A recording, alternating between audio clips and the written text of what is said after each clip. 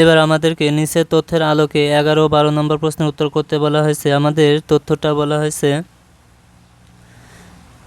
একটি বেলুনের উচ্চতা 8 সেন্টিমিটার এবং ভূমির ব্যাস 12 সেন্টিমিটার। তাহলে 11 নম্বর প্রশ্নে বলেছে বেলুনটির বক্রপৃষ্ঠের ক্ষেত্রফল কত ঘন সেন্টিমিটার। প্রিয় শিক্ষার্থীরা, এখানে আসলে এককটা হবে বর্গ সেন্টিমিটার, কারণ আমরা জানি ক্ষেত্রফলের একক সবসময় বর্গ এককে হয়। তো চলো তথ্যের আলোকে 11 নম্বর প্রশ্নের সঠিক অ্যান্সার কোনটা হবে সেটা আমরা একটু বের করি। আমাদের এখানে দেয়া রয়েছে, আমাদের বলেছে কি বেলুনের বক্রতলের বা বক্রপৃষ্ঠের ক্ষেত্রফল নির্ণয় করতে। আমরা জানি বেলুনের বক্রপৃষ্ঠের ক্ষেত্রফল সমান হচ্ছে 2 পাই আর এস 2 ইন্টু, দেখো আমরা পায়ের মান জানি 3.1416 ইন্টু আর এর মান এখানে আমাদের বলেছে আর এর মান সরাসরি দেওয়া নেই, আমাদের এখানে ব্যাস দেওয়া রয়েছে 12 সেন্টিমিটার। তাহলে একে আমরা যদি 2 দ্বারা ভাগ করি তাহলে আমরা ব্যাসার্ধ পেয়ে যাব, অর্থাৎ আর এর মান এখানে আমরা 6 পেয়ে গেলাম, ইন্টু এইচ এর মান অর্থাৎ উচ্চতা 8 দেওয়া রয়েছে।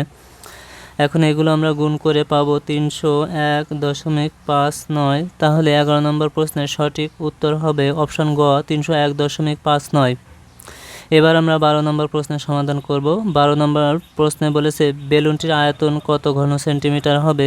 তাহলে এখন আমরা বেলুনের আয়তন কত সেটা বের করব। আমরা জানি বেলুনের আয়তন সমান হচ্ছে পাই আর স্কোয়ার এইচ। এখন পায়ের মান বসিয়ে দিয়ে এখানে 3.1416 ইন্টু আর এর মান আমরা দেখলাম 6, তার স্কোয়ার ইন্টু উচ্চতা হচ্ছে 8। আমরা এখন এটা একটু ক্যালকুলেশন করে দেখব ক্যালকুলেশন করে দেখব এর মানটা কত হয়।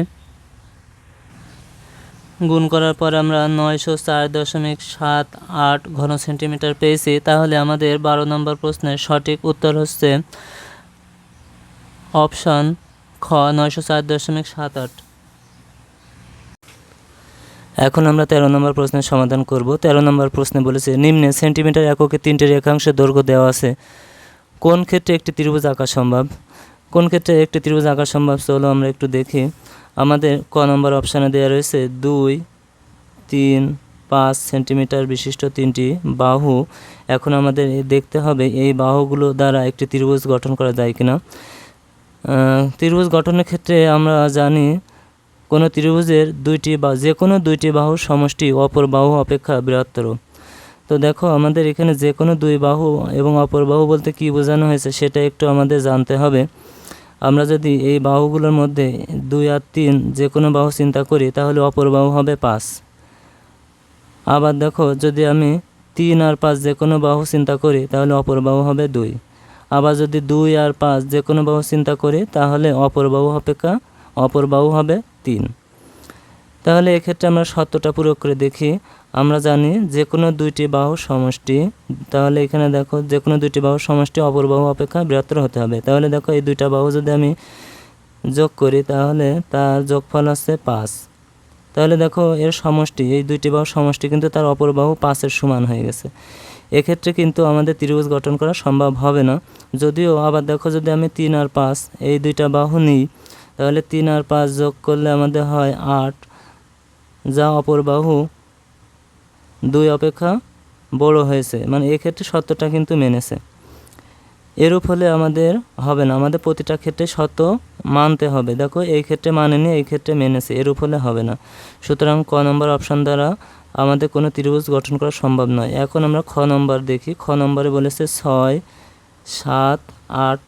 তাহলে এখানে দেখো আমরা যদি এই দুইটা যে কোনো বাহু চিন্তা করি তাহলে 8 হবে অপর বাহু। তাহলে দেখো 6 আর 7 যদি আমি যোগ করি তাহলে পাবো কত 13, যা অপর বাহু 8 অপেক্ষা বড়। আবার যদি 7 আর 8 আমরা যে কোনো দুইটি বাহু চিন্তা করি তাহলে অপর বাহু হবে 6। তাহলে 7 আর 8 যোগ করলে হবে 15, যা অপর বাহু 6 অপেক্ষা বড়। আবার যদি আমি 6 আর 8 যে কোনো দুইটি বাহু চিন্তা করি তাহলে অপর বাহু হবে 7। তাহলে এক্ষেত্রে দেখো 8 আর 6 যোগ করলে হয় 14, যা অপর বাহু 7 অপেক্ষা বড়। এখানে দেখো আমাদের প্রতি ক্ষেত্রেই কিন্তু শর্ত মেনে নিয়েছে। দেখো এখানেও দেখো আমরা যদি এখানে দেখো প্রতিটা ক্ষেত্রে শর্ত মেনে নিয়েছে। তাহলে আমাদের খতে প্রদত্ত বাহুগুলো দ্বারা একটি ত্রিভুজ কিন্তু গঠন করা সম্ভব হচ্ছে। তাহলে 13 নম্বর প্রশ্নের সঠিক উত্তর হবে অপশান খ। এখন আমরা 14 নম্বর প্রশ্নের সমাধান করব। 14 নম্বর প্রশ্নে আমাদের একটা চিত্র দেওয়া রয়েছে।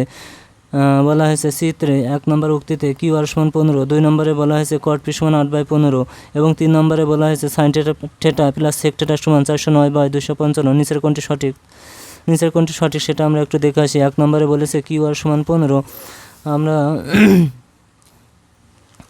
আমরা এখানে একটা সমকোণী ত্রিভুজ পি কিউ আর দেখতে পাচ্ছি, যার পি কিউ সমান 8 এবং পি আর সমান 17।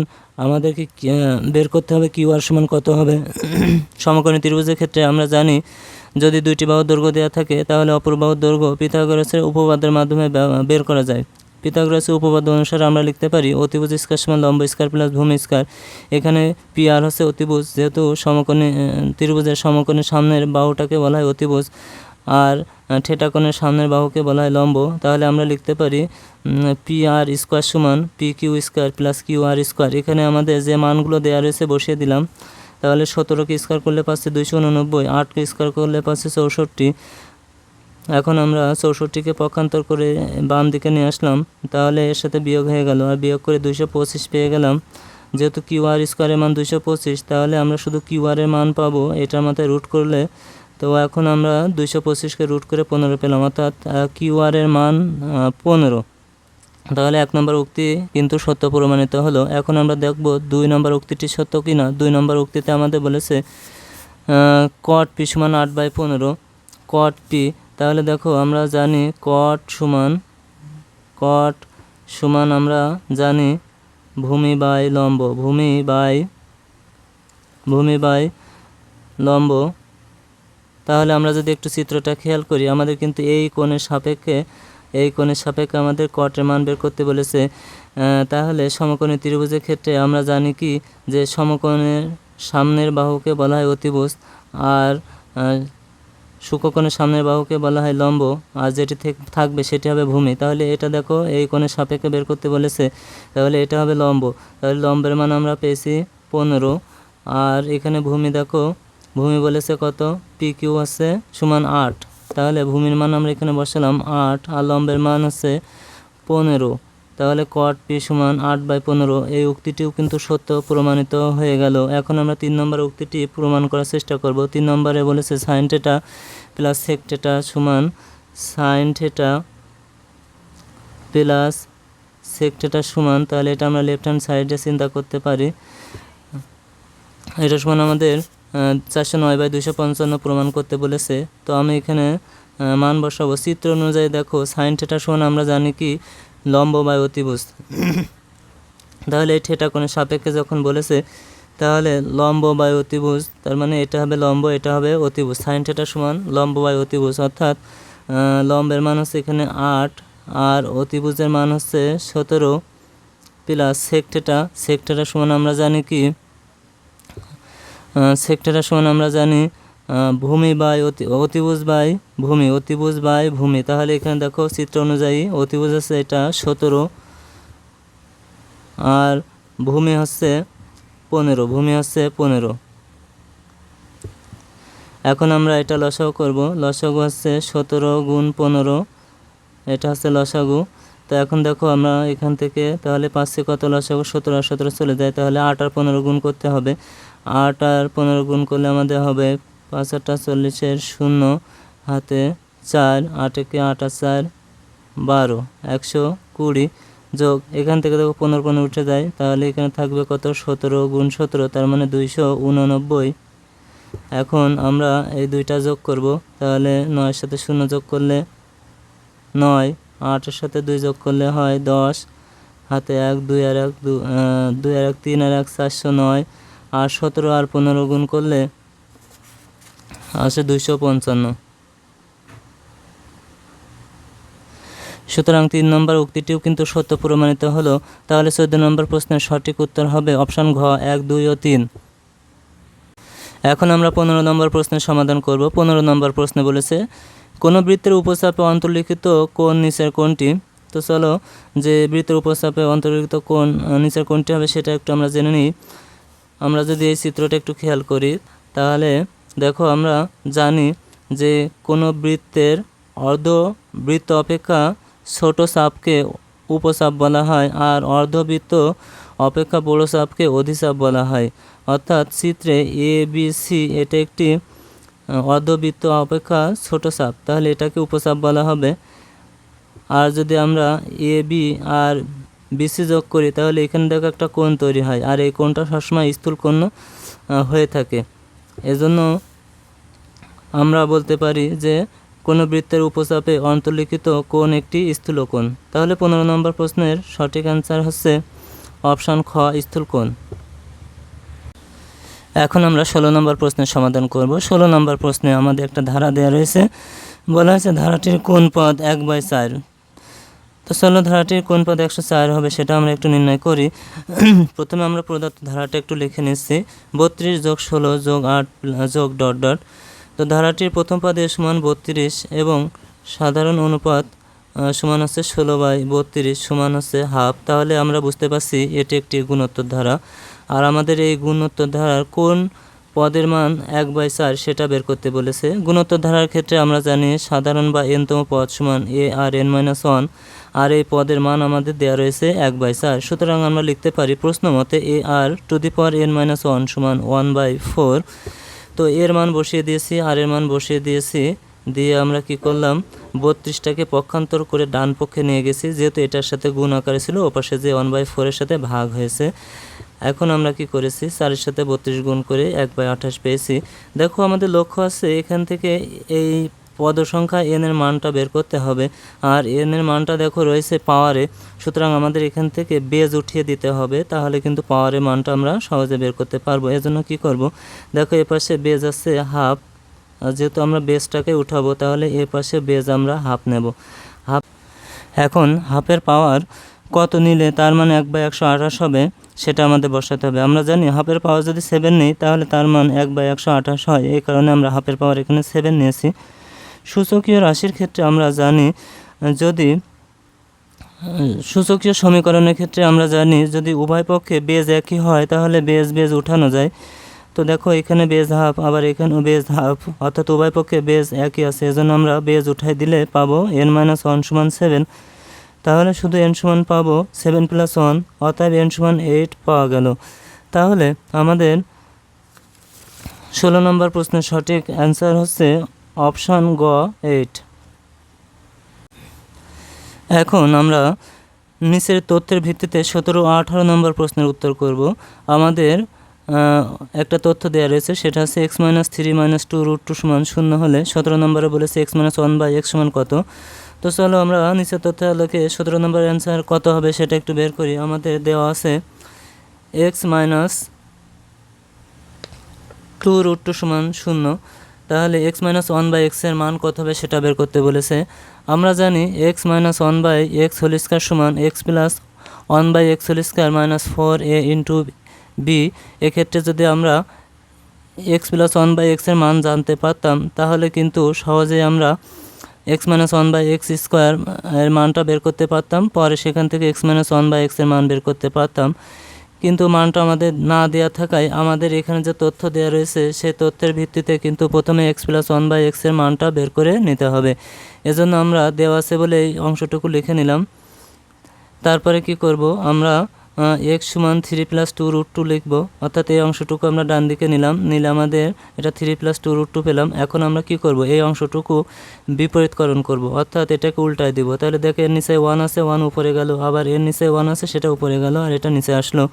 এখন কি করব, আমরা এখানে যে ভগ্নাংশটির হর রয়েছে এই হরের বিপরীত রাশি দ্বারা লব ও হরকে গুণ করব। তার মানে দেখো এইটার বিপরীত রাশি বলতে এখানে চিহ্নের বিপরীতকরণ করলেই হয়, অর্থাৎ এখানে প্লাস আছে মাইনাস বসিয়ে দিলেই কিন্তু এই রাশিটির বিপরীত রাশি পাওয়া যায়। এজন্য লব ও হরকে আমরা 3 - 2 √2 দ্বারা গুণ করে দিলাম। এখন দেখো নিচে আমরা যেটা করব a + b into a - b এর সূত্র করলাম a² - b²।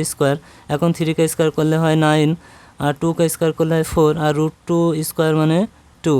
তাহলে এখন দেখো 9 - 4 দুগুণে 8 হয়। এখন 9 থেকে 8 বাদ দিলে হয় কি 1, অর্থাৎ 3 - 2 √2/1 মানে 3 - 2 √2। তাহলে দেখো আমরা 1/x এর মান পেয়ে গেলাম কি 3 - 2 √2। এখন আমরা কিন্তু এখান থেকে সহজেই x + 1/x এর মান বের করতে পারবো। তাহলে x + 1/x সমান, দেখো x এর মান আমাদের দেওয়া ছিল কত 3 + 2 √2, আর আমরা 1/x এর মান পেলাম 3 - 2 √2 2। তাহলে এখন দেখো 2√2 কাটা গেল, তাহলে থাকে কি 3 + 3 = 6, অর্থাৎ x + 1/x এর মান আমরা 6 পেয়ে গেলাম। দেখো আমরা এত পর্যন্ত না করেও কিন্তু একটা ছোট একটা কৌশল প্রয়োগ করেও এই মানটা সহজে বের করতে পারি, অর্থাৎ 1/x এর মান কত হবে সেটা বের করতে পারি। আমাদের এখানে যে রাশিটা দেওয়া থাকবে x এর মান, ঠিক আমরা তার বিপরীত মানটাই কিন্তু 1/x এর মান পাবো। অর্থাৎ x দেখো x আছে কিন্তু 1/x এর বিপরীত, x আছে কি x আছে 1/x এর বিপরীত। এই কারণেই x এর মান যদি 3 + 2√2 হয়, তাহলে এর বিপরীত মান হবে 3 - 2√2। এজন্য আমরা যদি আমাদের ঠিক এই ধরনের প্রশ্ন এসে থাকে, তাহলে আমরা যেটা করব, x এর মান বা p এর মান বা x বা a এর মান যাই দেওয়া থাক না কেন, 1/a 1/x বা 1/p হবে কি, যে মানটা দেওয়া থাকবে তার বিপরীত। অর্থাৎ এখানে প্লাস দেওয়া থাকলে এখানে একটা মাইনাস দিলে কিন্তু আমাদের x এর বিপরীত মানটা বের হয়ে যাবে। তো দেখো এখন আমরা এখানে x + 1/x এর মান 6 বসিয়ে দিলাম, তাহলে এটার মান 6, তার স্কোয়ার মাইনাস এই x কাটা গেল, তাহলে থাকে এখানে 4। তাহলে 6কে স্কোয়ার করলে পাই আমরা 36, তার থেকে 4 বিয়োগ করলে পাই আমরা 32। তাহলে আমাদের 17 নম্বর প্রশ্নের সঠিক উত্তর হচ্ছে, আমাদের এখানে দেখো x - 1/x হোল স্কোয়ার না, আমাদের x - 1/x এর মান চাইছে। আমরা এটা দেখো x - 1/x হোল স্কোয়ারের মান পেলাম, কিন্তু আমাদের বের করতে হবে কি শুধুমাত্র x - 1/x এর মান। এজন্য আমরা স্কোয়ারের পাশে দিলে 32-এর মাথায় রুট হয়ে গেল।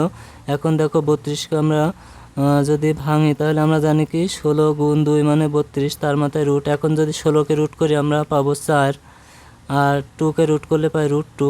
তাহলে আমাদের আমাদের 17 নম্বর প্রশ্নের সঠিক উত্তর হচ্ছে অপশান গ, 4√2। এখন আমরা 18 নম্বর প্রশ্নের সমাধান করব। 18 নম্বর প্রশ্নে বলেছে x³ + 1/x³ সমান কত হবে। তো চলো দেখি আমরা x³ + 1/x³ এর মান কত হয় সেটা বের করি। আমরা জানি x³ + 1/x³ সমান x + 1/x whole cube minus 3 × x × 1/x × x + 1/x। আমরা কিন্তু এটা a³ + b³ সূত্র অনুযায়ী ভেঙে নিলাম। তাহলে x + 1/x এর মান আমরা কত পেয়েছি, 6 বসিয়ে দিলাম, কিউ মাইনাস x কাটা যায়, তাহলে এখানে 3 × x + 1/x এর মান হচ্ছে 6 বসিয়ে দিলাম। এখন দেখো 6কে কিউ করলে আমরা পাবো 216 - 3 × 6 = 18। এখন দেখো আমরা এটা একটা বিয়োগ করব, বিয়োগ করলে দেখো 8 থেকে 16 বাদ দিলে হয় 8, আর 2 থেকে 11 বাদ দিলে হয় 9, 198। তাহলে আমাদের 18 নম্বর প্রশ্নের সঠিক উত্তর হচ্ছে অপশান ক, 198। এখন আমরা 19 নম্বর প্রশ্নের সমাধান করব। 19 নম্বর প্রশ্নে বলেছে 3^2x + 3 = 81 হলে x এর মান কত হবে। তো চলো x এর মানটা আমরা একটু নির্ণয় করি। আমাদের এখানে দেওয়া রয়েছে 3^2x + 3 = 81, বা আমরা দেখো লিখতে পারি 3^2x + 3 = 3^4। আমরা জানি 3^4 মানে আছে 81। এখন সূচকীয় সমীকরণের ক্ষেত্রে আমরা জানি যে যদি উভয় পক্ষে বেজ একই হয়, তাহলে ওই বেজ আমরা উঠিয়ে দিতে পারি। তাহলে দেখো এখান থেকে 3 আর এখান থেকে 3 উঠে গেলে থাকে কি 2x + 3 = 4। তাহলে আমরা শুধু 2x সমান লিখব কি 4 - 3, বা 2x = 4 থেকে 3 বিয়োগ করলে পাবো 1, অতএব শুধু x সমান পাবো আমরা হাফ। তাহলে আমাদের 19 নম্বর প্রশ্নের সঠিক অ্যান্সার হবে অপশান ক, হাফ। এখন আমরা উদ্দীপকের আলোকে 20 ও 21 নম্বর প্রশ্নের সমাধান করব। 20 নম্বরে দেখো আমাদের একটা বৃত্ত দেয়া রয়েছে, বলা হয়েছে চিত্রে ও বৃত্তের কেন্দ্র। তাহলে 20 নম্বর প্রশ্নে আমাদের x এর মান কত হবে সেটা বের করতে বলেছে। তো চলো আমরা x এর মানটা একটু চিত্র অনুযায়ী বের করে ফেলি। আমাদের এখানে চিত্রটা যদি একটু লক্ষ্য করি, তাহলে আমরা দেখব এখানে অকেন্দ্র বিশিষ্ট বৃত্তের BAC এটা হচ্ছে একটা চাপ, আর এই চাপের উপর দণ্ডায়মান BAC কোণ এটা হচ্ছে বৃত্তস্থ কোণ, আর BOC কোণ এটা হচ্ছে একটা কেন্দ্রস্থ কোণ। তো আমরা জানি বৃত্তের একই চাপের উপর দণ্ডায়মান বৃত্তস্থ কোণ কেন্দ্রস্থ কোণের অর্ধেক, বা বৃত্তের একই চাপের উপর দণ্ডায়মান কেন্দ্রস্থ কোণ বৃত্তস্থ কোণের দ্বিগুণ হয়ে থাকে। তো যে কোনো একটা শর্ত নিয়ে কাজ করলেই কিন্তু আমরা এখান থেকে এক্সের মান বের করতে পারবো। তো আমি বৃত্তের একই চাপের উপর দণ্ডায়মান বৃত্তস্থ কোণ কেন্দ্রস্থ কোণের অর্ধেক এই শর্তটা নিয়ে এক্সের মানটা বের করার চেষ্টা করছি। তো আমাদের এখানে দেখো বিএসি কোণ হচ্ছে বৃত্তস্থ কোণ। প্রশ্ন মতে তাহলে আমরা লিখতে পারি বৃত্তস্থ বিএসি কোণ এটা হবে কেন্দ্রস্থ বিওসি কোণের অর্ধেক। এখন বিএসি কোণের মান আমাদের দেখো রয়েছে 2x + 10। বিএসি কোণের মান দেওয়া রয়েছে 2x + 10 আর বিওসি কোণের মান দেওয়া রয়েছে x + 110 x + 110। এখন আমরা এখান থেকে সমাধান করলে কিন্তু x এর মানটা বের করতে পারবো। তো এখন আমি আড়াআড়ি গুণন করছি, দুই দ্বারা এদেরকে গুণ করলে হবে 4x + 20 সমান এ পাশে থাকবে x + 110। তাহলে আমরা চলকগুলো এক পাশে নিয়ে আসি, তাহলে 4x - x সমান ধ্রুবপদগুলো আরেক পাশে দিয়ে দিচ্ছি 20। তাহলে এখান থেকে দেখো 4x থেকে x বাদ দিলে থাকে 3x আর এটা বাদ দিলে থাকে 90, বা শুধু x সমান আমরা পাই 90/3। এটাকে যদি একটু লঘিষ্ঠকরণ করি তাহলে পাবো 30। অতএব x সমান আমরা পেলাম 30। সুতরাং আমাদের 20 নম্বর প্রশ্নের সঠিক অ্যান্সার হবে অপশান গ 30 ডিগ্রি।